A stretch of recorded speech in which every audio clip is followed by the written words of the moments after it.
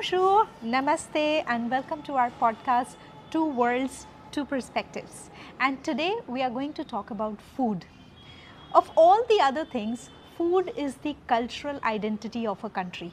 It tells a lot about its people and its culture.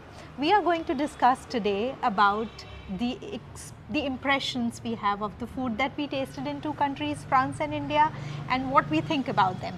So stay tuned for our program and listen to this interesting podcast on discussing food about two worlds, two perspectives, India and France. Alize, what was the first time when you ate Indian food and where?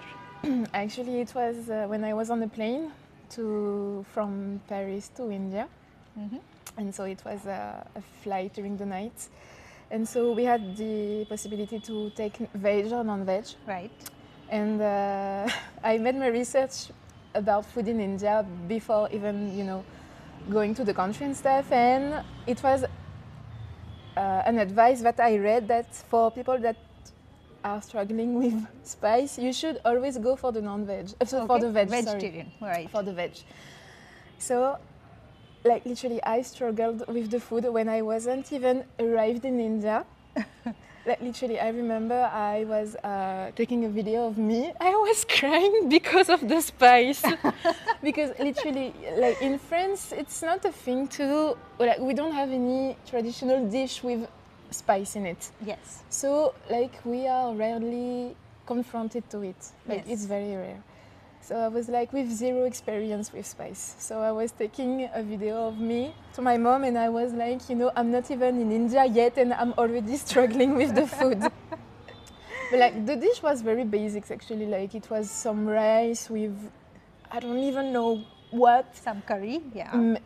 Probably, and I was like, oh my god, I'm not even in India yet and I'm already crying because of the food. So that made you scared because you didn't know how you're going to survive here with this kind of food? And did that change, that perception? Yeah, definitely it had changed because even, for example, we have in mind in France that the food Indian people eat is always spicy. But for example, if you take the food from the north of India and the south, the food is going to be very different. And maybe I might be wrong, but I believe the food from the south is less spicy. I mean, some food from the south. Even in north, so there is not one kind of spice or one kind of level of spices that we eat. Everywhere it is different, and from region to region and also from person to person. I personally believe that food tells a lot about people.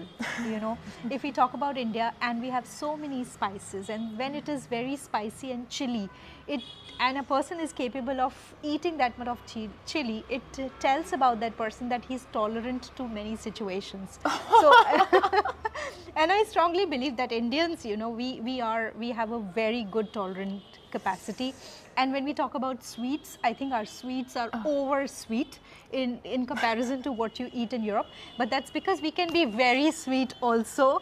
The Indians can be very sweet also. So our nature, our human nature, particularly from India, Indian culture, is reflected in what we are eating on day-to-day basis. So, but it's not that all the places have spicy food. Yeah, but unfortunately for me, I'm in Delhi where it's Yes. it's very common to have fire in your mouth. See, in Delhi also, but Delhi is multicultural in any case. You can find here food of every region, every state. Yeah, so there is no one particular thing that belongs to Delhi. Delhi is cosmopolitan in the sense it has taken foods from everywhere and you can find everything. You can even find your France Paul here and brioche dorée and everything is available. Please don't begin with Paul because I have so much things to say about this place in India. We will love to hear that also. Why not? I mean, so Paul in France is only a bakery, but what they sell is not considered as being as good quality actually. Like they only sell sandwiches, pain au chocolat, croissant, just that kind of thing. So they don't serve any dishes like pasta and stuff. And just so you know, pasta is from Italy. So you have been in France many times, right? So like, without even thinking about it, what is your favorite food in France? Oh, I Right love now. baguette. Yeah, I wouldn't say it's a dish, but I Obviously. love baguette. It's not a dish, but my favorite breakfast in France is baguette with beurre salé. I love that, and butter also with crystal salt. The Oh, real one. it's my favorite, and every day I wake up to this. I wait to eat my baguette and my beurre salé. So of course this is my favorite. And you are asking about favorite dish. I think you know that I'm vegetarian, and Yeah, I so always struggle to get food in France. It's true. However, I've seen France evolving over that. My first time, as we are discussing, we already discussed, this was 20 years ago. That was a time when France was not for vegetarians at all. We could not even find one single dish in restaurants. So, as a student, all I had studied about was fondue, which was not for us, lot of cheese, and then onion soup. Oh, through the textbooks that we were reading, we were talking or praising so much this onion soup. And of course, my first time in France, I went to a restaurant, nothing vegetarian, but I wanted to try onion soup. And let me tell you, it's pathetic. It's pathetic. I could not take even this part of it. Like my first sip was, okay, I'm done. So much heard about it, but I'm done. I never wanted to try that again. And then once my second, several times I would have gone to the restaurant, but often we don't find anything vegetarian. But that is something about 15 years ago from now. My first visit to a chic or a class restaurant in France, and I'm like very excited. I'm going to try something vegetarian but typical French, and I was very excited about it. I knew I'm going to shell out a lot of money, but I was up for it. And you wouldn't believe the only thing they had to offer me was soup au potiron. So it's a pumpkin soup. It's not even typically French. A pumpkin soup. In India, we could not even imagine having a pumpkin soup. And you know, you pay a lot of money to get pumpkin soup in a chic restaurant like that. So this was my exposure as a vegetarian to the French cuisine. However, with time, I noticed that there are a lot of vegans now in France. It became kind of, in some few years ago, it kind of became a trend also. Every restaurant started offering at least one vegetarian dish. So that was a savior. You would go, at least you will find a salad, if nothing else. But earlier, people were so particular about French dishes that you go to the restaurant and you ask them your salad, what does it have? They will say this, this, this. And if you ask them, you know, can you take off ham from it, or can you take off jambon or poulet because I'm vegetarian, I just need this. They wouldn't be very happy about it. They'll give you the kind of looks that you cannot imagine. But now they're more adapted with so many tourists coming up, you know, they are ready to offer you what they want. But 20 years ago, that was not the case. That was not the case for sure. Yeah, it's true that like I can only think about one vegetarian dish that is like originally like that without changing the recipe. I believe it's ratatouille. Ratatouille, yes. Ratatouille, and like we put eggs in everything. Yes. Actually. Everything. Yeah, no, like literally in our sweet dish, like the cakes we make, it's always with eggs in it. So yeah, I think it's tough when you are vegan or vegetarian. Even now, I mean, it's becoming even more and more popular, like, you know, to have vegan options and stuff. But still, it's hard. Yes, it's hard, but all the more, again, problematic is that McDonald's and, you know, Burger King today, at that time, they did not have any vegetarian burger. The only thing vegetarian you can have in McDonald's or burger is the French fries or the potato wedges and nothing else. So recently, in the last few years, they started with the vegetarian burger. Yes. But the worst thing is that the vegetarian burger tastes like a non-vegetarian burger. It really tastes like that you are eating non-vegetarian food. And when I asked them, why would you do that? So they said, you know, it's for the French people who want to become vegan and vegetarian, but they still want to have the feel that they're eating non-vegetarian. It's like, what is the point of eating a vegetarian food that tastes like non-vegetarian? So when I travel to France with my students, they really struggle to adapt to the burgers. They would be very excited, oh, today we are going to eat McDonald's, so at least we are going to have the taste. And then they eat these burgers. Most often they will come to me and they say, ma'am, this this is non-vegetarian, and I have to convince them that no, it is not non-vegetarian, it just looks like non-vegetarian. And most often they would just simply throw them in the dustbin, because you cannot have non-vegetarian when you are a vegetarian. Feel like non-vegetarian also. So most often we end up eating all Italian food in France as vegetarians. You know, you'll have pizza, you will have pasta and fries and burger if, you know, some people are, or Subway, like the universal chains. But what is the best part is that we are in the host families very often. So they are very adaptive to our taste. They would try their best to make things that we would enjoy eating.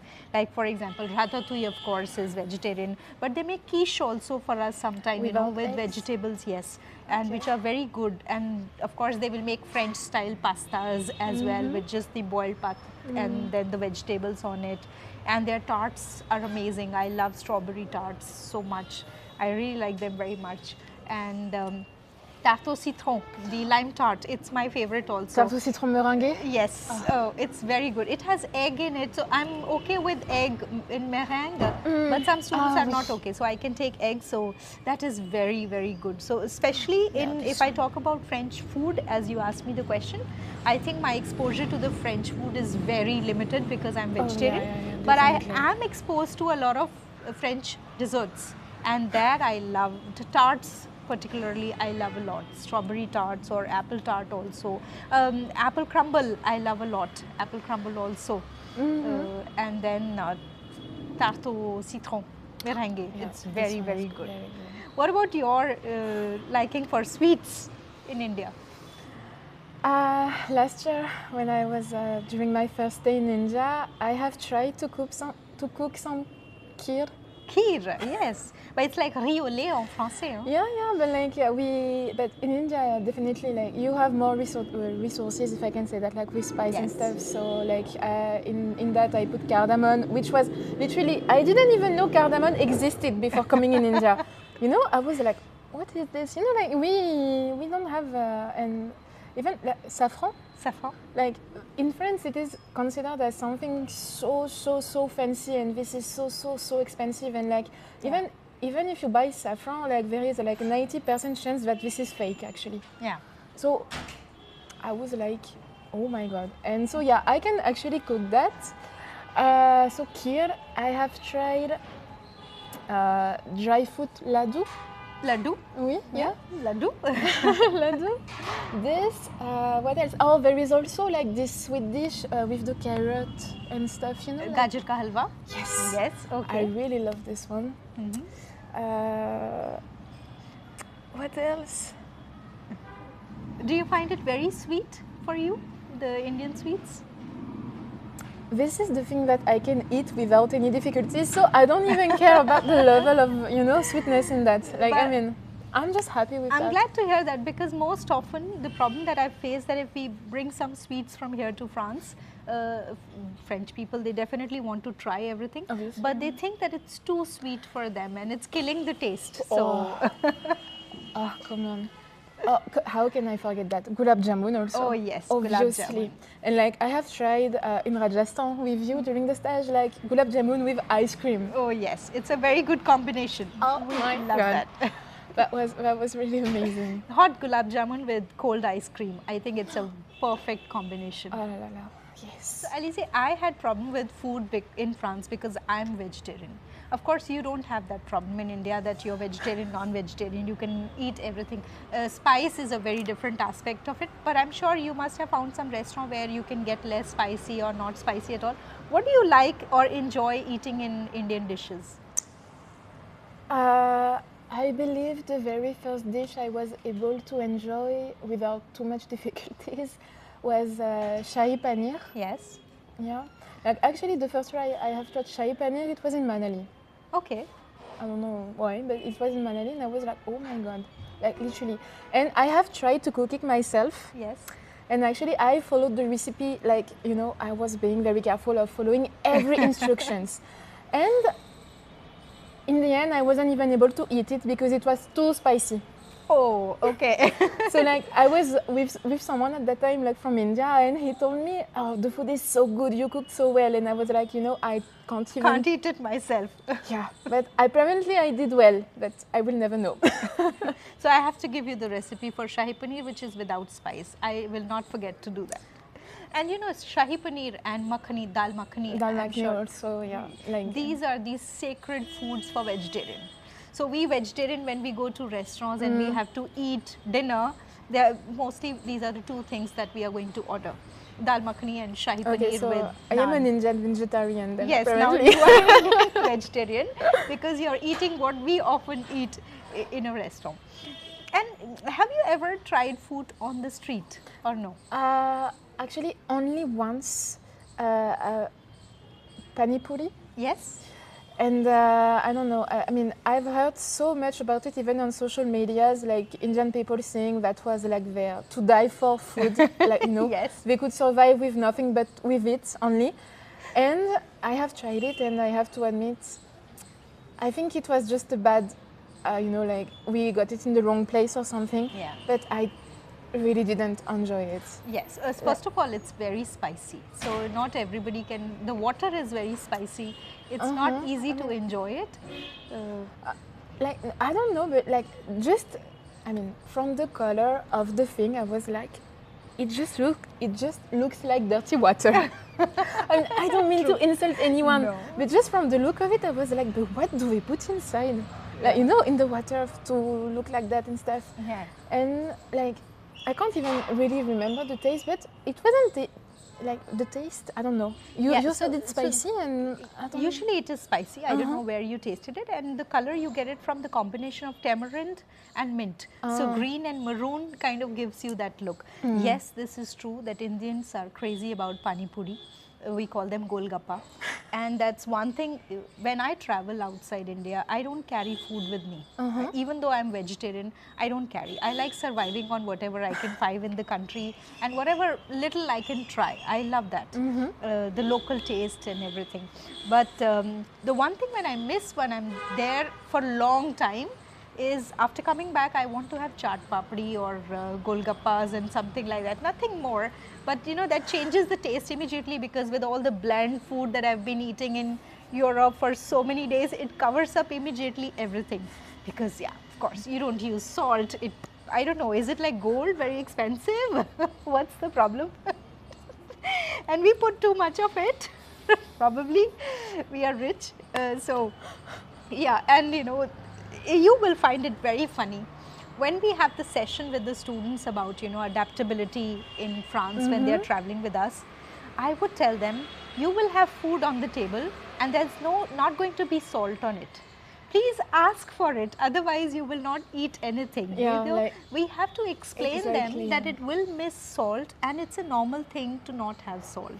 So that is one particular thing we have often problem with. The taste is not same. Indians, and I really find it very funny and that makes me angry also at times. We are very fussy about food. I think the life revolves around food, you know. We wake up in the morning, what are we going to eat for breakfast? What are we going to eat for lunch? What do we have for dinner? But it's true that our life revolves around eating and discussing what we are going to eat. And this is one thing that we are passing on to our kids also. So when the kids travel with me to France, and the most important concern for the parents when we have orientation program is going to be, how about the food? Come on, leave them. They are not going to stay hungry. We will feed them, and even if they don't like it, they should learn to adapt to the food. No, no, no, we want you to include Indian meals, at least one every day. So no, that is not possible. We are going for a learning experience. We are not going to include Indian food every day, but yes, we promise you twice maybe. But the priority for parents is not what they are going to learn there. What we are going to eat. Whether they will be eating or not, whether they'll get vegetarian food or not. And the children, they go with bags full of food Really? with them, which most often they don't get time to eat because we have our own schedule, we are going to restaurant, we are eating everything. But this is a mindset that parents have, and I think it's a failure that we continue to pass that to our kids, because as my kid, when he was traveling, he started traveling to Europe when he was 2.5 years old. 2.5 years is a baby, literally a baby. And we were invited by a French family for dinner. And they know that we are vegetarian. So of course for me there was some salad on the table and some soup and nothing much they could cook, because they did not know also how to cook vegetarian. That's another issue. Ouch. And we still have that, you know, many families would come to me and tell me, I don't know what to cook them, they don't eat meat. Yeah, but there are so many things without meat. Anyway, so for my baby, they had cooked, they asked me, is pasta okay, will he like pasta? Yeah, pasta, of course kids eat pasta, so not a problem. So this was his first time and my first time with a baby, and he was served boiled pasta with no salt, no pepper, no cream, nothing on it. And they gave the same thing to the other kid also who was there. So this is how the kids are supposed to eat pasta, because the sauces are not good for them whatsoever. But my kid, he ate that pasta, which I couldn't believe that he's eating. And at the same time, he was saying thank you to the lady and telling her that it's very delicious. And I looked at him and I was like, you know, somewhere I did a good job as a parent. And I wish that every child is like that, that you appreciate whatever you're getting to eat. It has nothing to do, you cannot get the same food everywhere. Exactly. So just adapt to what you are getting. So this was my experience with students struggling to eat in France, and that's not because there is problem in France or any other country, but I think there is a problem in the way we bring up our kids. Our whole focus is on eating as if there's nothing beyond that. Like the question I am almost always asked when I talk to people, and like when I say I'm from France and stuff, like they are going to ask only a very few questions, and like the gold question will be, have you ever tried Indian food? Yeah. Like for example, I went to the hairdresser Friday, we didn't really talk, but he asked me like, have you tried any Indian food? You are in India, of course you will get to try it several times. I mean, you know, you can't survive on. This is the question I am always asked, you know, like what kind of food did you try and stuff. We are crazy about food, and as I just explained, our whole life revolves around food only, as if, you know, there's nothing else to talk about or nothing else to do. And there's one more thing which is very particular. We insist a lot on offering, you know, we are offering food to someone, even if the person is not willing to take. It's in our culture that we insist, no, take some, or take some more, take some more. Unlike in France, you know, they will offer you once, and if you resist and if you're not willing to, they let you decide, you know, it's your decision. That our students from India find very weird, you know. They asked us just once and they did not ask us again, because we are in a habit of not accepting in one go. We want people to insist and give us more value. Please take it, but there is no second time coming, you missed on it. So that's another lesson we give to our kids before traveling for food, that, you know, when they ask you for the first time, if you want it in the first go, take it. Don't hope that they are going to insist on asking you continuously, take it. There's a lot of cultural difference around food also, and how food is served in both the countries. So it's very interesting how we look at that. When the food we find, you know, with very less salt and all those things, students are still able to understand now when they travel that, yeah, this is how they eat, you know, you have to accept it. If you don't like it, you will add your own spices. But yeah, that's another thing which is very interesting about France, is the culture around wine. So beginning the evening with wine and having some small bits with it, spending hours, and then passing on to the table, then again spending hours. We don't have in India, and that I regret not having that in India. Taking the time to eat at the dinner table and discuss various other things that happen during the day. We are missing on that. So that is one particular thing I admire every time in France. And I come back and I say, oh, we have to do this also. We'll do it for 3 days, 4 days, 5 days, and back again to our own routine. It's not easy to follow for us. Yeah, like I believe the dinner culture is very different, because actually, like if there's several people in the same house, like it's not thinkable for each person to take dinner separately. Yes. Like, you know, you like for, I don't know, a family of 5 in a house, the five people of the family have to eat at the same time. And then like it would be. I mean, my mom would be very mad at me if I was eating in my room, for example, without my dad and my mom. Yes. So it's like, you know, it's time. That is true. I found it in all the families, almost all the families, that everybody eats together. Yeah, and yeah, as I said, you know, that is something we used to have it in our culture also long time ago. But of course, it changed with time. Kids want to spend more time on their TV or their phone. But the strange thing is that families allow this to happen. So I believe, you know, through this podcast, a message to the parents that ask your kids to come sit on the table and at least eat one meal together. That's the best feeling, just eating and talking about how they went, and brings you more closer. Exactly. So, but I think we can continue to speak about food for hours and hours. We must end our episode here, but we'll definitely have more things to discuss in the coming episodes, and this topic will come up once again. So I think we would just simply like to say bye to you for now, and we'll catch you up in the next episode. Interesting one on two worlds, Two perspectives. two perspectives. See you next time. Bye. Bisous.